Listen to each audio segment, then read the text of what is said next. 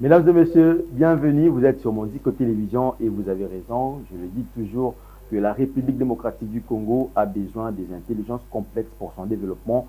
Voilà pourquoi Mondico Télévision reste et demeure la chaîne au cœur de l'actualité.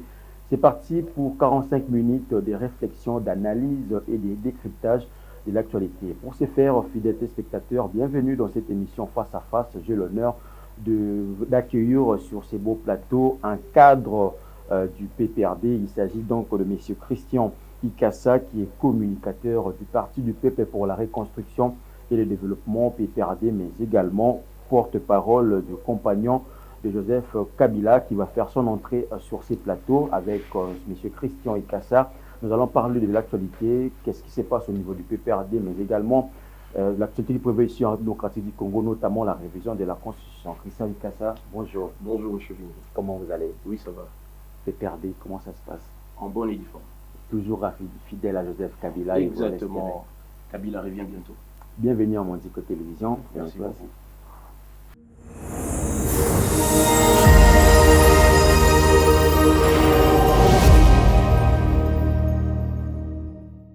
Voilà, comme je le disais, bienvenue dans votre émission Face à Face, décryptage, analyse de l'actualité.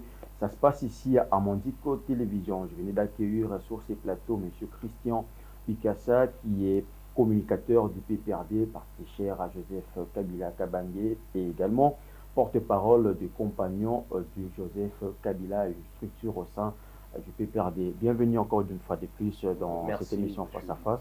Merci et je salue toute l'équipe de Mondico Télévision. Donc, je vois, vous avez de belles infrastructures. Voilà. La République a besoin de ces genres d'initiatives. Voilà. Merci. Merci beaucoup. Avant d'aller parler de l'actualité qui prévaut ici en République démocratique du Congo, d'abord au sein du PPRD, ça fait rare dans les chaînes de télévision de voir un cadre du PPRD, ancien parti au pouvoir, passer à la télévision. Qu'est-ce qui explique ces silences de Joseph Kabila? Nous fonctionnons sur base de discipline.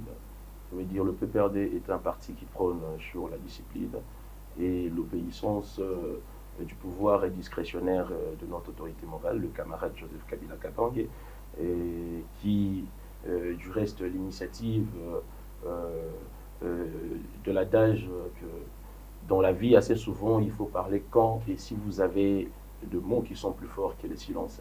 Alors, nous avons l'habitude et le courage de parler quand et si nous avons seulement des mots qui sont plus forts que les silences. Voilà comme il y a l'actualité, le sujet qui brille encore sous le toit. Et je suis là pour parler et étaler tout ce qui est nécessaire afin que le peuple congolais puisse comprendre comment les choses évoluent dans notre pays.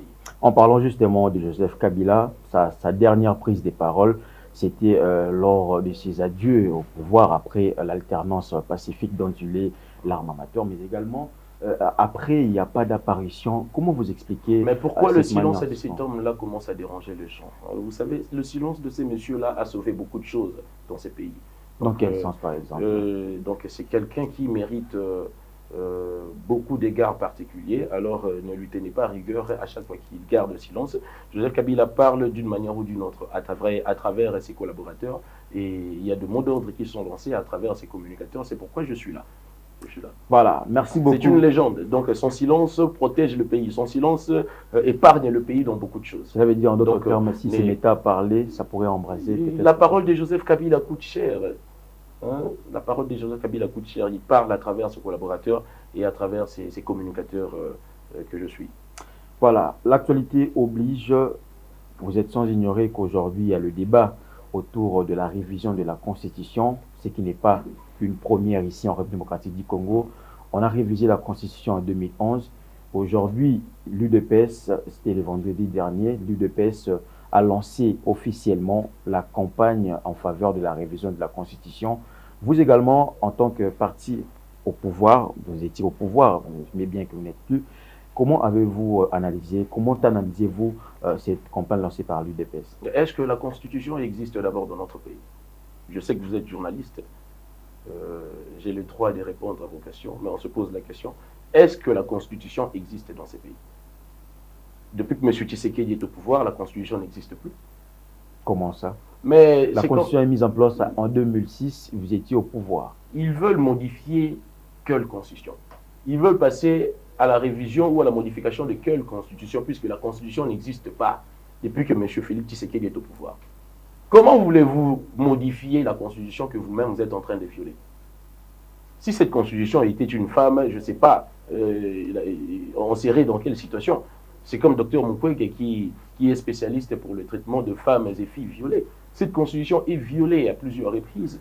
Comment expliquez-vous cette violation? C'était à quel niveau? C'est comme si vous vivez avec une femme dans votre chambre, dans votre maison, vous tabassez, vous avez pris le courage et le goût de tabasser votre femme, vous avez paralysé votre femme, vous avez handicapé votre femme, et en même temps vous dites que cette femme commence à me bloquer.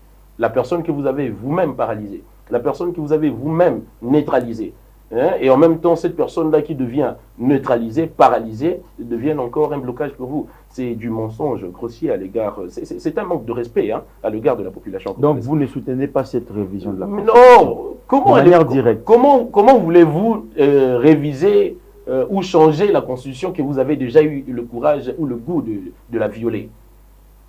Monsieur Tshisekedi, comment est-ce qu'il a violé la Constitution? Il a organisé les élections. Pendant ces 6 ans, M. Tshisekedi ne fonctionne qu'en dehors de loi de la République. Il a organisé les élections. Vous avez vu comment nous avons vu ce que nous avons vu. Des élections chaotiques. Un braquage électoral pendant 7 jours. Est-ce que la Constitution nous autorise à organiser des élections pendant 7 jours? La nomination de magistrats. Vous n'étiez pas parti prenant. M. Tshisekedi ne fonctionne pas sur base de la Constitution. Il se croit pour un dieu de la République. Il peut tout faire. La Constitution, pour lui, c'est juste un livre qu'il peut piétiner, il peut marcher dessus. Et c'est pourquoi nous avons lancé une campagne « Touche pas à ma Constitution » parce que cette Constitution est violée. Cette campagne « Touche pas à ma Constitution », c'est parce que la Constitution est victime de viol. La Constitution est victime des abus. Il y a des articles clés qu'il ne faut pas... Pour ne pas dire abus sexuels. Si cette Constitution était une femme. La République ne fonctionne pas sur base du respect de la Constitution. Alors, nous sommes étonnés d'entendre de la bouche de M. Kabouya, qui est le secrétaire général de l'UDPS, qu'il faut réviser la Constitution. Mais il fonctionne d'ailleurs sur base de non-respect de la Constitution. Pour eux, la Constitution n'existe pas. Ils vont modifier quelle Constitution? Ils vont passer à la révision de quelle Constitution? Parce que pour l'UDPS, la Constitution n'existe pas. Pendant 6 ans, il ne fonctionne qu'en dehors de loi de la République. On parle d'une Constitution dont la population ne trouve pas son intérêt, d'où la nécessité de passer à la révision. Soutenez-vous cela? Écoutez, allons dans l'hypothèse où la Constitution, c'est juste un livre. Hein, qui est la Constitution ou pas. Lorsque vous êtes incompétent, vous le resterez. Le changement de la Constitution ou la révision de la Constitution ne fait pas de la personne compétente. Le changement de la Constitution ou la révision constitutionnelle ne peut pas faire de quelqu'un compétent. Ne peut pas faire de quelqu'un capable. Lorsque vous êtes incapable, même si on vous change l'habit, de la même manière qu'on dit l'habit ne fait pas le moine, voilà, vous serez toujours incompétent. La gestion de ces pays mérite une certaine dimension élevée de la connaissance. Il faut être capable de gérer un pays comme la RDC. Mais parce que vous êtes aujourd'hui... On peut changer la Constitution, mais si vous êtes incapable de diriger un pays pareil, si vous êtes incapable de donner de l'eau à boire à la population congolaise, si vous êtes incapable, parce que la Constitution ne nous interdit pas, la Constitution n'interdit pas à M. Tshisekedi de donner de l'eau à boire aux Congolais. La Constitution n'interdit pas à M. Tshisekedi de donner de l'électricité. La Constitution n'interdit pas à M. Tshisekedi d'asphalter les routes, de créer de nouvelles routes. La Constitution n'interdit pas à M. Tshisekedi de gérer le prix de biens de première nécessité. La Constitution n'interdit pas à M. Tshisekedi de faire assister le pays à une course normale de la démocratie. C'est-à-dire que la Constitution n'est pas une raison valable pour que la compétence soit mise en œuvre. Lorsque vous êtes incompétent, même si on modifie la Constitution, vous le resterez. Parlons justement du FCC. Quel genre d'opposition vous êtes en train de mettre en place aujourd'hui? Parce que vous n'êtes pas partie prenante aux grandes discussions qui engagent le développement. Vous n'avez pas été partie prenante aux élections de 2023. Aujourd'hui, on ne sent plus cet apport-là du PPRD. C'est quel genre d'opposition vous voulez mettre en place? Notre opposition est une opposition pédagogique. On ne va pas faire l'opposition de la même manière que l'UDPS. L'UDPS a fait 37 ans à l'opposition. Ils ont fait tuer combien de gens? Alors, c'est pourquoi quand il parle de la révision ou la modification de la Constitution, c'est un manque de respect à l'égard de toutes ces victimes, toutes ces familles qui ont perdu leurs enfants. À chaque fois que le vieux Tshisekedi faisait des marches pacifiques, c'est un manque de respect parce qu'ils ont fait tuer les gens pour sauvegarder cette Constitution. Et de quelle modification, de quelle Constitution l'UDPS nous parle aujourd'hui qu'on doit modifier? Il y a eu beaucoup de morts pour la protection de cette constitution que l'UDPS a fait sortir les gens dans la rue. C'est un manque de respect à l'égard de toutes ces victimes. On va modifier la constitution et l'UDPS oublie qu'ils ont fait tuer les gens à travers le marche de la conservation, de la protection de cette constitution. C'est un manque de respect à l'égard du peuple congolais. Aujourd'hui, la campagne ne touche pas à ma constitution. Qu'est-ce que vous préparez? Il y aura des descentes sur terrain, il y aura des manifestations. Non, on ne va pas. Non, on va appliquer l'article 64. L'article 64 peut être appliqué de manière pédagogique. On ne va pas mettre les gens dans la rue. C'est pas la logique de Joseph Kabila Kabange. Okay. C'est un pacificateur, c'est un artisan de la paix. Il l'était et il le restera. C'est lui le père de la démocratie.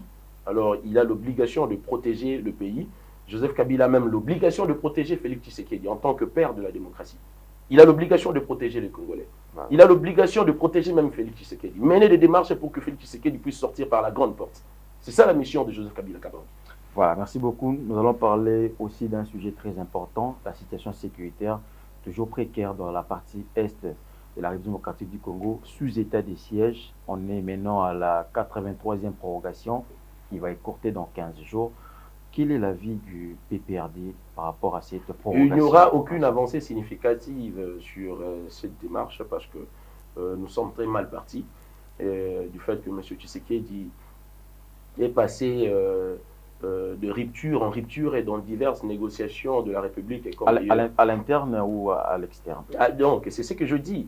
M. Tshisekedi a trahi le serment républicain dans diverses négociations du pays comme ailleurs. C'est pourquoi aujourd'hui nous le voyons tout le temps dans l'avion en train de chercher le soutien diplomatique qui jusqu'à aujourd'hui il ne se rend même pas compte qu'il est dans ses 6e années. Le pays brûle encore et lui il est toujours dans des accords et qui par moments sont intempestifs et des accords et qui passent à l'insu même de l'Assemblée nationale. Tout ça c'est les conséquences de la signature des accords des accords qui n'ont jamais été validés ou entretenus par la Chambre basse du Parlement. Alors moi je pense que cette histoire de retrait stratégique de troupes rwandaises, oui, ça fait partie aussi de l'actualité par rapport à la réunion qui a eu lieu à Luanda sous la médiation du président angolais Joao Lourenço. Aujourd'hui, ils se sont accordés dans le sens que la RDC va passer à la neutralisation. J'étais dans cette logique-là de vous répondre, cette histoire de retrait et la neutralisation de l'FDLR. Mais c'est une distraction, c'est un théâtre des chenaux. On va passer à... ça sera peut-être...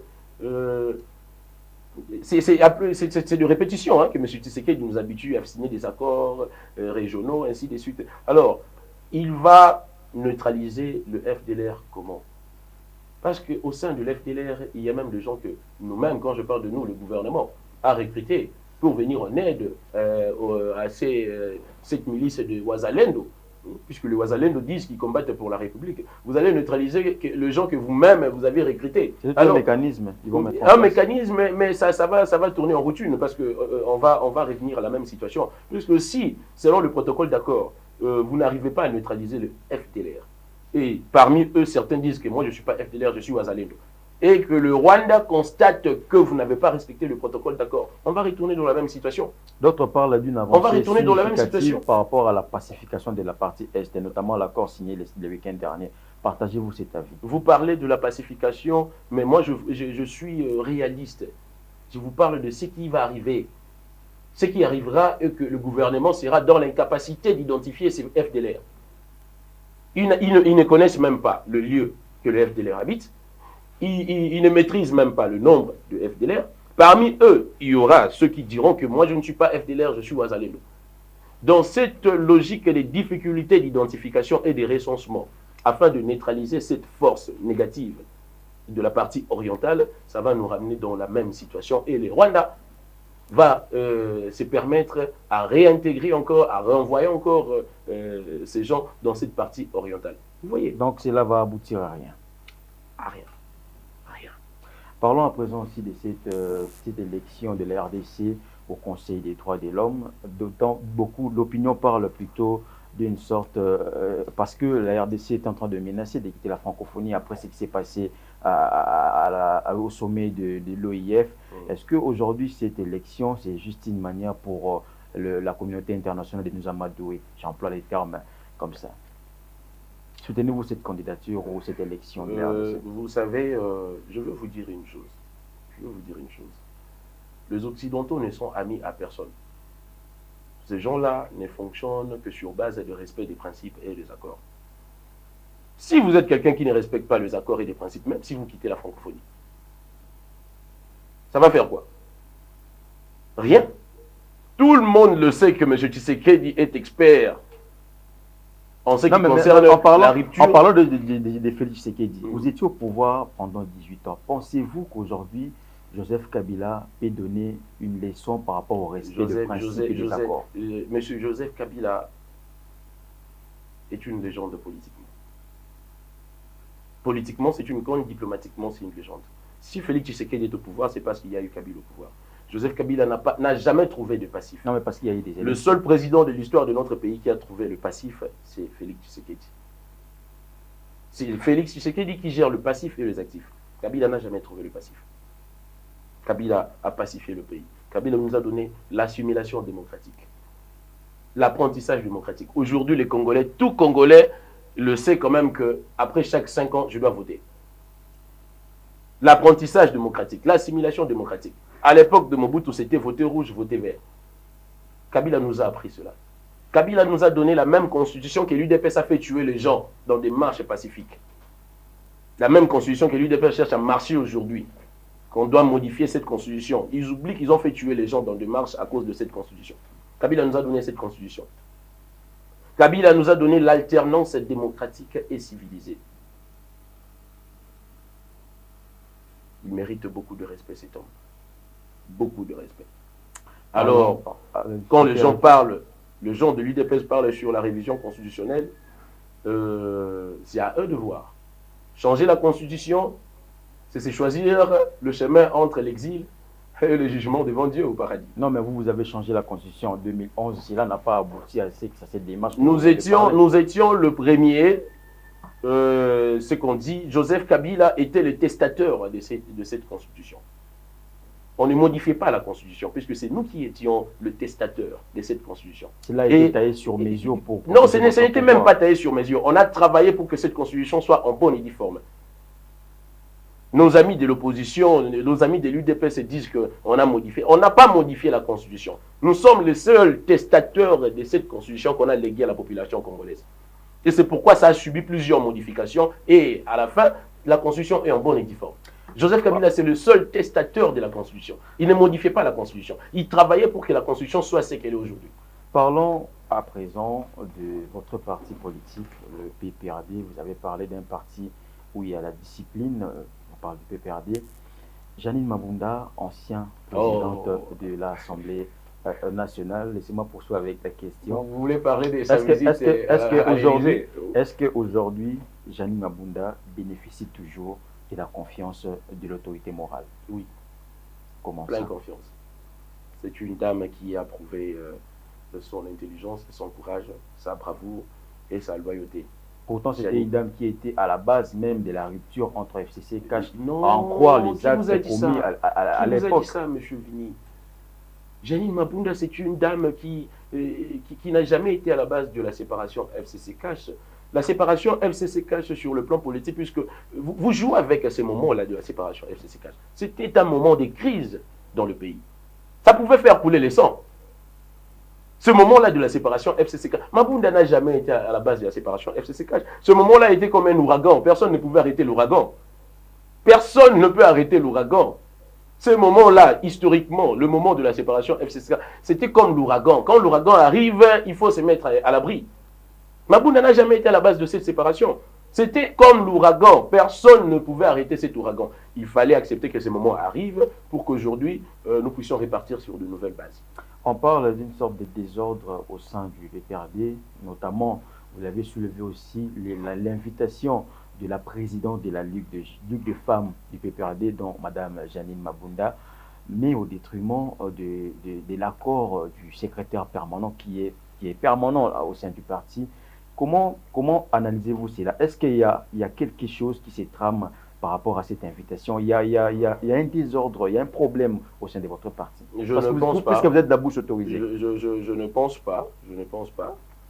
En ma qualité de communicateur du PPRD et de compagnon de Joseph Kabila, je vous garantis d'abord qu'il n'y a aucun désordre au sein de la famille politique de Joseph Kabila, ni au FCC, moins encore au PPRD. Nous constituons tous une équipe à développement dans le strict respect du pouvoir discrétionnaire de notre autorité morale, le président Kabila, de se choisir qui il veut pour n'importe quel rendez-vous. D'ailleurs, puisque vous avez parlé du secrétaire permanent, dans ce genre de situations, c'est toujours le secrétaire permanent Chadar qui représente le chef. Mais comment expliquez-vous? Ce n'est pas le secrétaire permanent qui représente, mais vous n'allez pas juger le chef. Vous n'allez pas juger le chef par le fait de se choisir qui il veut. Hein, pour n'importe quel rendez-vous. Et dans la plupart des cas, c'est toujours le secrétaire permanent Chadar qui représente le chef dans les ambassades, MONUSCO, à chaque réunion. Cette fois-ci, c'était le tour de Mme Janine Mabunda, alors à qui je salue en passant. Alors, il faut comprendre que c'est une dame qui a prouvé ses compétences. Tout le monde le sait, partout elle est passée, elle a fait des réformes. Et pour Madame Janine Mabunda, par le fait qu'elle a chapeauté la deuxième institution de la République, ça a permis à cette dame d'avoir une connaissance intégrale sur les avancées significatives du pays, sur les événements les plus étranges de la République, entre autres les accords, compromis, et ainsi de suite. Donc la dame a vraiment la connaissance intégrale sur ces points-là. Et je dois vous révéler une réalité, c'est gravé quelque part. Puisque vous avez parlé de cette dame-là, nous avons beaucoup de respect. Nous, on peut perdre, nous l'appelons Maman Mabunda. Okay. Pour nous, c'est une dame modèle. La présidente de la Ligue des femmes du La présidente de la Ligue, c'est une dame qui représente le modèle de la femme congolaise. Elle est différente de toutes les femmes, je vous le dis. Elle est constante. C'est grave quelque part. Peut-être à la prochaine édition, on va parler de ça. C'est Madame Janine Mabunda. Un jour, nos enfants finiront par étudier cette dame. Vous parlez d'un pouvoir discrétionnaire du président de l'autorité morale. Laissez-moi poser la question. Voilà. Mais par rapport à cette invitation, c'est le secrétaire permanent qui a l'habitude, vous l'avez dit, de représenter le PPRD, mais aujourd'hui c'est la présidente de la Ligue des femmes. Est-ce que ce pouvoir discrétionnaire va mettre en mal le bon fonctionnement? Il faut comprendre d'abord que Mme Mabunda est allée là-bas en qualité de l'ancienne présidente de l'Assemblée nationale. Okay. Voilà. Le secrétaire permanent du PPRD a joué le rôle du patron de la police, de l'intérieur. Alors, cette visite-là était attitrée pour l'ancienne présidente de l'Assemblée nationale de la République démocratique du Congo. Ils ont parlé pays, ils ont parlé le Congo. Et je vous rassure, puisque j'étais sur le chemin de mes idées, cette dame-là, Mabunda, même nos enfants finiront par étudier Janine Mabunda. Dans l'histoire de la 4e République, je parle de la 4e République. Okay. Dans l'histoire de la 4e République, Mme Mabunda a joué un rôle. C'est le symbole de la résistance féminine face à l'oppression et à la manipulation politique. Retenez ça. Nos enfants vont étudier Janine Mabunda. Dans l'histoire de la 4e République, Janine Mabunda, c'est le symbole de la résistance féminine face à l'oppression et à la manipulation politique. De la même manière qu'on étudie Kimpavita, on va étudier Mabunda dans l'histoire de la 4e République. Parce que cette dame-là a prouvé la détermination de la loyauté. Elle est de grand esprit. Hein. Imaginez un peu, revoyez un peu l'image de la séparation FCC-CACH. Elle a fait face à des hommes, à des caïmans de la République, qui ont accepté de trahir leur conscience à cause de 7 000 $. Mais Janine Mabunda est restée constante, loyale à Joseph Kabila. Est-ce qu'aujourd'hui, cette position, parce que je parle de ce qui se trame, peut-être des investigations, on parle aujourd'hui, parce que vous avez parlé de la confiance aussi, on parle de Janine Mabunda comme étant candidate en filigrane aux échéances électorales prochaines au niveau du PPRD. Soutenez-vous cette pensée? Non seulement que je ne suis pas autorisé de répondre à cette question, étant donné que le moment n'est pas opportun. Non, par rapport au contour, elle est très active. Elle est très active. Dans des grandes négociations. C'est tout à fait normal. Elle était à Paris. Je vous comprends parce qu'en tant que journaliste, les détails politiques, chaque détail en politique, elle doit être anticipé, voilà. De la même manière que vous avez anticipé la question sur la présidence. Le FCC, le PPRD appartient à Joseph Kabila. Nous n'avons qu'un seul chef, il s'appelle Joseph Kabila Kabange. La question sur le Dauphinat, futur candidat du PPRD à la présidence, je ne suis pas autorisé à répondre à cette question, étant donné que le moment n'est pas opportun. Mais je vous rassure, puisque nous avons déjà compris cela, les histoires politiques fonctionnent sur base de moyens à long terme. Okay. Les histoires et la vie politique fonctionnent sur base de moyens à long terme. C'est pourquoi, puisque nous l'avions compris, nous laissons l'UDPS se mettre dans la distraction et nous nous préparons maintenant pour faire assister le pays à une course normale de la démocratie afin que le Congo gagne à chaque fois que le monde se remonte. Voilà, merci beaucoup. Je rappelle que j'avais reçu pour vous Christian Ikassa, qui est communicateur du PPRD, Parti du peuple pour la reconstruction et le développement, la démocratie, pardon, mais également porte-parole du compagnon de Joseph Kabila. Je suis avec une question simple.